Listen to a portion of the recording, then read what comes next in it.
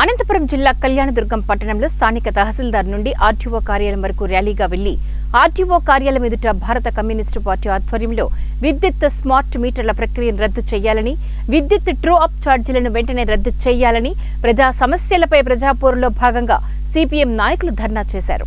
అనంతరం ఆర్టీఓ కార్యాలయ ఏఓ ఎన్ ఈశ్వరమ్మ గారికి సమస్యలతో కూడిన వినతిపత్రాన్ని సమర్పించారు. ఈ సందర్భంగా సిపిఎం జిల్లా కమిటీ సభ్యులు అచ్యుత్ ప్రసాద్ మాట్లాడుతూ రైతులు ప్రజల పాలిట ఉరితాళ్లుగా మారనున్న విద్యుత్ స్మార్ట్ మీటర్ల బిగింపు ప్రక్రియను తక్షణమే నిలిపివేయాలని డిమాండ్ చేశారు.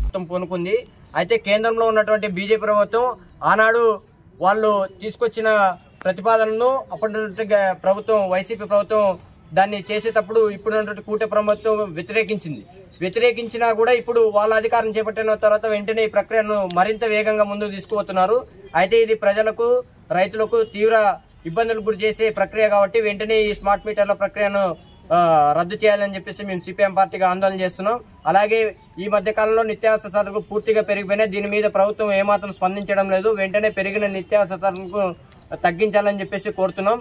ఇప్పుడు ఆల్రెడీ స్మార్ట్ మీటర్ల ప్రక్రియను అన్ని ప్రభుత్వ కార్యాలయాల్లో కూడా పెడుతున్నారు. దాని ద్వారా ప్రజల ఇళ్లకు కూడా పెడితే మీకు సరైన విద్యుత్ వస్తుందని చెప్పేసి అంటున్నారు. సరైన విద్యుత్ రావాలంటే ఇప్పుడు ఉండే మీటర్ల ద్వారా కూడా మీరు విద్యుత్ అందించే పని అయితే ఉంది. కానీ ఆ పని చేయకుండా స్మార్ట్ మీటర్ల పేరుతో పెట్టినారంటే ప్రజలు తీవ్రంగా